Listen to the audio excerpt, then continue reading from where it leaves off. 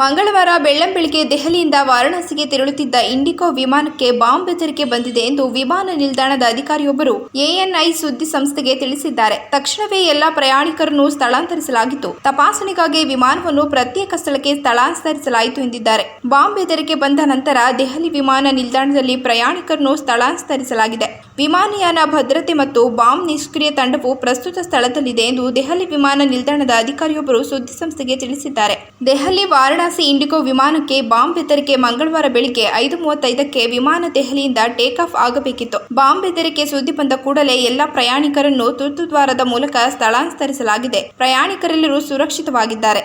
ನೆರೆಯ ರಾಷ್ಟ್ರ ಬಾಂಗ್ಲಾದೇಶಕ್ಕೆ 35 ಗಂಟೆಗಳಿಂದ ರೆಮಲ್ ಚಂಡಮಾರುತ ಅಪ್ಪಳಿಸಿದೆ. ಇನ್ನು ಭಾರಿ ಮಳೆಯಿಂದಾಗಿ ಬಂಗಾಳದಲ್ಲಿ 6 ಜನರು ಮೃತಪಟ್ಟಿದ್ದಾರೆ. ಚಂಡಮಾರುತದ ಪರಿಣಾಮ ವ್ಯಾಪಕವಾಗಿತ್ತು. ಮರಗಳು ಉರುಳಿ ಬಿದ್ದಿವೆ. ನಗರದ ಹೊರವಲಯದಲ್ಲಿ ಮಾತ್ರವಲ್ಲದೆ ನಗರದ ಹೃದಯ ಭಾಗವು ಜಲಾವೃತಗೊಂಡಿತ್ತು. ಭಾನುವಾರ ಸಂಜೆಯಿಂದ ಸುರಿದ ಧಾರಾಕಾರ ಮಳೆಯಿಂದಾಗಿ ಮೆಟ್ರೋ ನಿಲ್ದಾಣ, ಪಾರ್ಕ್ ಸ್ಟ್ರೀಟ್ ಮತ್ತು ಎಸ್ಪ್ಲಾನೇಡ್ ಮೆಟ್ರೋ ನಿಲ್ದಾಣದಲ್ಲಿ ಜನರು ಮೊಣಕಾಲಿದ್ದ ನೀರಿನಲ್ಲಿ ಓಡಾಡುತ್ತಿರುವುದು ಕಂಡುಬಂದಿದೆ.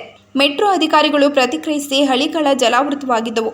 ರೆಮಲ್ ಚಂಡಮಾರುತದ ಹಿನ್ನೆಲೆಯಲ್ಲಿ 21 ಗಂಟೆಗಳ ವಿಮಾನ ಹಾರಾಟ ಸ್ಥಗಿತದ ನಂತರ ನೇತಾಜಿ ಸುಭಾಷ್ ಚಂದ್ರ ಬೋಸ್ ಅಂತಾರಾಷ್ಟ್ರೀಯ ವಿಮಾನ ನಿಲ್ದಾಣದಲ್ಲಿ ವಿಮಾನ ಸೇವೆಗಳು ಪ್ರಾರಂಭವಾಗಿದ್ದರೂ ಪ್ರತಿಕೂಲ ಹವಾಮಾನದ ಕಾರಣದಿಂದ 8 ವಿಮಾನಗಳನ್ನು ಇತರ ನಗರಗಳಿಗೆ ಡೈವರ್ಟ್ ಮಾಡಲಾಗಿದೆ ಎಂದು ಅಧಿಕಾರಿಗಳು ಮಾಹಿತಿ ನೀಡಿದ್ದಾರೆ.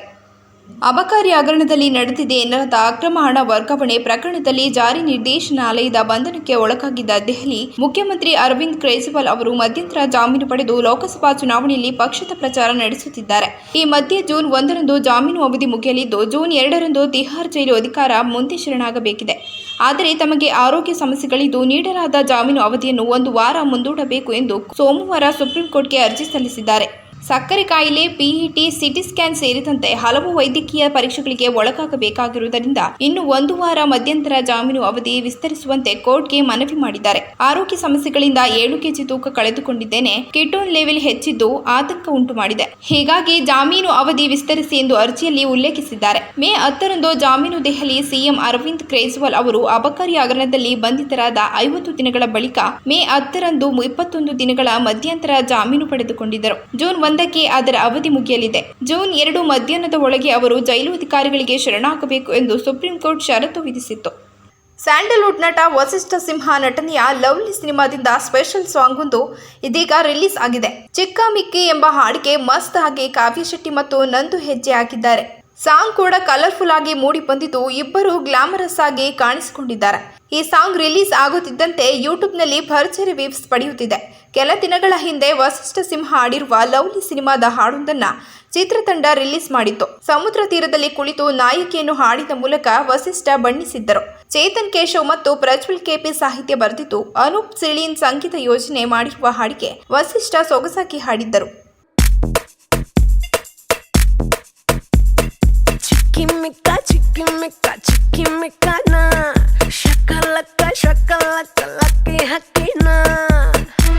ಬಂದಾಗ ನಾನು ಅಕ್ಕ ಪಕ್ಕ ಕುಣಿಯತ್ತೆ ಕಳ್ಳ ಮನ್ಸು ಕೂಡ ತಯ್ಯ ತಕ್ಕ ಸಿಹಿ ಸಕ್ಕರೆ ಪಾಕನ ನಸು ನಕ್ಕರೆ ನಾಕನ ಸೆರೆ ಸಿಕ್ಕಲೆ ಬೇಕಾ ಬಾಬಾರೋ ನನ್ನ ಪಕ್ಕ ನಾಚ್ ಮೇರ ರಾಜ ರಾಜ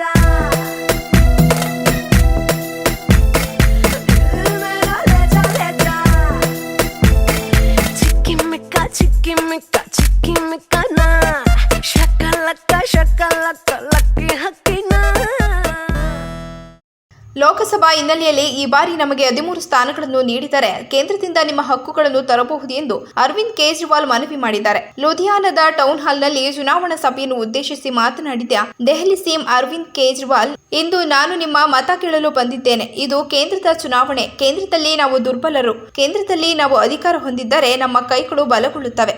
ಎಎಪಿಗೆ 13 ಲೋಕಸಭಾ ಸ್ಥಾನಗಳನ್ನು ನೀಡಿ ಇದರಿಂದ ನಾವು ಕೇಂದ್ರದಿಂದ ನಿಮ್ಮ ಹಕ್ಕುಗಳನ್ನು ತರಬಹುದೆಂದು ಮನವಿ ಮಾಡಿದ್ದಾರೆ. ದೇಶದಲ್ಲಿ ಸರ್ವಾಧಿಕಾರ ನಡೆಯುತ್ತಿದೆ. 2 ದಿನಗಳ ಹಿಂದೆ ಅಮಿತ್ ಶಾ ಲುಧಿಯಾನಕ್ಕೆ ಆಗಮಿಸಿ ಬೆದರಿಕೆ ಹಾಕಿದ್ದರು. ಉಚಿತ ವಿದ್ಯುತ್ ನೀಡುತ್ತಿರುವ ಹಿನ್ನೆಲೆಯಲ್ಲಿ ಅದನ್ನು ರದ್ದುಗೊಳಿಸಬೇಕೆಂದು ಬಿಜೆಪಿ ಪ್ಲಾನ್ ಮಾಡಿದೆ. ಜೂನ್ 4ರ ನಂತರ ಪಂಜಾಬ್ ಸರ್ಕಾರವನ್ನು ಪತನ ಮಾಡುತ್ತೇವೆ. ಭಗವಂತ್ ಮಾನ್ ಮುಖ್ಯಮಂತ್ರಿ ಸ್ಥಾನದಿಂದ ಕೆಳಗಿಳಿಯುತ್ತಾರೆ ಎಂದಿದ್ದರು.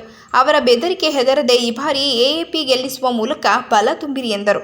ಕರ್ನಾಟಕದ ಕರಾವಳಿ ಹಾಗೂ ದಕ್ಷಿಣ ಒಳನಾಡಿನಲ್ಲಿ ಮುಂದಿನ 5 ದಿನಗಳ ಕಾಲ ಮಳೆಯಾಗಲಿದೆ ಎಂದು ಹವಾಮಾನ ಇಲಾಖೆ ಮುನ್ಸೂಚನೆ ನೀಡಿದೆ. ಬೆಂಗಳೂರು ಸೇರಿದಂತೆ ಹಲವೆಡೆ ಕಳೆದ 4-5 ದಿನಗಳಿಂದ ಮೋಡ ಕವಿದ ವಾತಾವರಣ ನಿರ್ಮಾಣವಾಗಿದ್ದು ಮಳೆಯ ಸುಳಿವಿಲ್ಲ. ಇಂದು ದಕ್ಷಿಣ ಕನ್ನಡ, ಉತ್ತರ ಕನ್ನಡ, ಉಡುಪಿ, ಬಾಗಲಕೋಟೆ, ಬೆಳಗಾವಿ, ಬೀದರ್, ಧಾರವಾಡ, ಗದಗ್, ಹಾವೇರಿ, ಕಲಬುರಗಿ, ಯಾದಗಿರಿ, ಬೆಂಗಳೂರು ಗ್ರಾಮಾಂತರ, ಬೆಂಗಳೂರು ನಗರ, ಚಿಕ್ಕಬಳ್ಳಾಪುರ, ಚಿಕ್ಕಮಗಳೂರು, ಹಾಸನ, ಕೋಲಾರ, ಕೊಡಗು, ರಾಮನಗರ, ಶಿವಮೊಗ್ಗ, ತುಮಕೂರಿನಲ್ಲಿ ಮಳೆಯಾಗುವ ಸಾಧ್ಯತೆ ಇದೆ. ನಾರಾಯಣಪುರ, ಹುಣಸಗಿ, ಇಳಿಕಲ್, ಕೆಂಬಾವಿ, ಕಕ್ಕೇರಿ, ತಾವರಗೇರ, ಶೋರಾಪುರ, ತಾಳಿಕೋಟೆ, ಬೇವೂರು, ಕುಷ್ಟಗಿ, ಲಿಂಗಸುಗೂರು, ವಿಜಯಪುರ, ರಾಯಚೂರು, ಜಾಲಹಳ್ಳಿಯಲ್ಲಿ ಮಳೆಯಾಗಿದೆ. ಮುನಿರಾಬಾದ್, ದೇವದುರ್ಗ, ಬೆಳ್ಳಟ್ಟಿ, ಮಂಟಾಳ, ಸೇಡಾಬಾಳ, ಕುಕಾನೂರು, ಮಾನ್ವಿ, ದಾವಣಗೆರೆ, ಹೊಸಪೇಟೆ, ಹರಪನಹಳ್ಳಿ, ಹಡಗಲಿ, ಹಗರಿಬೊಮ್ಮನಹಳ್ಳಿ, ಕಂಪ್ಲಿ, ದಾವಣಗೆರೆಯಲ್ಲಿ ಮಳೆಯಾಗಿದೆ. ಕಲಬುರಗಿಯಲ್ಲಿ 41.2 ಡಿಗ್ರಿ ಸೆಲ್ಸಿಯಸ್ ಅತ್ಯಂತ ಗರಿಷ್ಠ ಉಷ್ಣಾಂಶ ದಾಖಲಾಗಿದೆ. ಬೆಂಗಳೂರಿನಲ್ಲಿ ಮೋಡ ಕವಿದ ವಾತಾವರಣ ನಿರ್ಮಾಣವಾಗಿದೆ. ಮನೆಯ ಫ್ಯಾನ್ನಲ್ಲಿ ನಾಗರಹಾವು ಕಾಣಿಸಿಕೊಂಡ ಹಿನ್ನೆಲೆಯಲ್ಲಿ ಮನೆಯ ಕುಟುಂಬ ಸದಸ್ಯರು ಕೆಲಕಾಲ ಗಾಬರಿಗೊಂಡಿದ್ದಾರೆ. ಇಂತಹದೊಂದು ಘಟನೆ ಹಾಸನ ಜಿಲ್ಲೆಯ ಸಕಲೇಶಪುರದಲ್ಲಿ ನಡೆದಿದೆ. ಸಕಲೇಶಪುರ ಪಟ್ಟಣದ ಹಳೆ ಸಂತವೇರಿ ಬಡಾವಣೆಯಲ್ಲಿರುವ ಮನೆಯ ಅಟ್ಟದ ಮೇಲೆ ಫ್ಯಾನ್ ಒಂದರಲ್ಲಿ ಕಾಣಿಸಿಕೊಂಡಿದೆ. ನಾಗರಹಾವನ್ನ ಕಂಡ ಕುಟುಂಬದ ಸದಸ್ಯರುಗಳು ಭಯಭೀತರಾಗಿದ್ದಾರೆ. ಮನೆಯಲ್ಲಿ ಫ್ಯಾನ್ ಹಾಕುತ್ತಿದ್ದಂತೆ ವಿಚಿತ್ರ ಶಬ್ದ ಕೇಳಿಸಿದೆ. ಬುಸುಗುಡುವ ಶಬ್ದ ಬಂದ ಹಿನ್ನೆಲೆಯಲ್ಲಿ ಫ್ಯಾನ್ ಆಫ್ ಮಾಡಿ ನೋಡಿದಾಗ ಫ್ಯಾನ್ನಲ್ಲಿ ನಾಗರಹಾವೊಂದು ಕಾಣಿಸಿಕೊಂಡಿದೆ. ನಾಗರಹಾವಿನ ಬಣ್ಣ ಮತ್ತು ಫ್ಯಾನ್ ಬಣ್ಣ ಒಂದೇ ರೀತಿ ಇದ್ದಿದ್ದರಿಂದ ನಾಗರಹಾವನ್ನು ಹುಡುಕುವುದಕ್ಕೆ ಸ್ವಲ್ಪ ಸಮಯ ತೆಗೆದುಕೊಂಡಿದೆ. ಶಿವನ ಕೊರಳಿನಲ್ಲಿ ಸುತ್ತುಕೊಂಡ ರೀತಿ ನಾಗರಹಾವು ಸುತ್ತುಕೊಂಡಿದ್ದು, ಇದರಿಂದ ಮನೆಯಲ್ಲಿದ್ದವರು ಕೆಲಕಾಲ ಆತಂಕಕ್ಕೆ ಒಳಗಾಗಿದ್ದಾರೆ. ಮತ್ತೆ ಫ್ಯಾನ್ ಆನ್ ಮಾಡುತ್ತಿದ್ದಂತೆ ಹೆಡೆ ಎತ್ತಿ ಬುಸುಗುಟ್ಟಿದ ನಾಗರಹಾವನ್ನ ಉರುಗ ತಜ್ಞ ದಸ್ತಗೀರ್ ಎಂಬುವರು ಹಾವನ್ನ ಸುರಕ್ಷಿತವಾಗಿ ಸಂರಕ್ಷಣೆ ಮಾಡಿ ಸಕಲೇಶಪುರದ ಹೊರವಲಯದ ದೋಣಿಕಲ್ ಅರಣ್ಯಕ್ಕೆ ಬಿಟ್ಟಿದ್ದಾರೆ ಎನ್ನಲಾಗಿದೆ. ಹಾವು ಹಿಡಿದ ಹಿನ್ನೆಲೆಯಲ್ಲಿ ಕುಟುಂಬಸ್ಥರು ನಿಟ್ಟುಸಿರು ಬಿಟ್ಟಿದ್ದಾರೆ. ನಾನು 24 ವರ್ಷಗಳಿಂದ ಪ್ರತಿಪಕ್ಷಗಳ ಬೈಗುಳ ತಿಂದು ಈಗ ಗಾಲಿ ಪ್ರೂಫ್ ಆಗಿದ್ದೇನೆಂದು ಪ್ರಧಾನಿ ಮೋದಿ ಹೇಳಿದ್ದಾರೆ. ಖಾಸಗಿ ಸಂದರ್ಶನವೊಂದರಲ್ಲಿ ಮಾತನಾಡಿದ ಅವರು, ಈಗ ಯಾರ ಬೈಗುಳವೂ ನನ್ನನ್ನು ತಾಕುವುದಿಲ್ಲ ಎಂದರು. ಕಳೆದ 24 ವರ್ಷಗಳಿಂದ ಪ್ರತಿಪಕ್ಷಗಳ ಬೈಗುಳ ತಿಂದು ಗಾಲಿ ಪ್ರೂಫ್ ಆಗಿದ್ದೇನೆ ಎಂದು ಪ್ರಧಾನಿ ನರೇಂದ್ರ ಮೋದಿ ಹೇಳಿದ್ದಾರೆ. ಲೋಕಸಭಾ ಚುನಾವಣೆ 2024ರ ಕೊನೆಯ ಹಂತದ ಮತದಾನಕ್ಕೂ ಮುನ್ನ ಪ್ರಧಾನಿ ನರೇಂದ್ರ ಮೋದಿ ನೀಡಿದ್ದ ಸಂದರ್ಶನವೊಂದರಲ್ಲಿ ಈ ಮಾತುಗಳನ್ನಾಡಿದ್ದಾರೆ. ಪ್ರತಿಪಕ್ಷಗಳ ವಿರುದ್ಧ ತೀವ್ರ ವಾಗ್ದಾಳಿ ನಡೆಸಿರುವ ಮೋದಿ, ತಾನು 24 ವರ್ಷಗಳಿಂದ ಪ್ರತಿಪಕ್ಷಗಳ ನಿಂದನೆಗೆ ಒಳಗಾಗುತ್ತಲೇ ಬಂದಿದ್ದೇನೆ. ಹೀಗಾಗಿ ನನಗೆ ಈಗ ಯಾವ ಬೈಗುಳವೂ ನಾಟುವುದಿಲ್ಲ ಎಂದಿದ್ದಾರೆ. ನಾನು SC, ST, OBC ಹಾಗೂ ಹಿಂದುಳಿದ ವರ್ಗದವರನ್ನು ಎಚ್ಚರಿಸಬೇಕಿದೆ. ಏಕೆಂದರೆ ಈ ಜನರು ಇವರನ್ನು ಕತ್ತಲೆಯಲ್ಲಿಟ್ಟು ಲೂಟಿ ಮಾಡುತ್ತಿದ್ದಾರೆ ಎಂದು ಹೇಳಿದರು.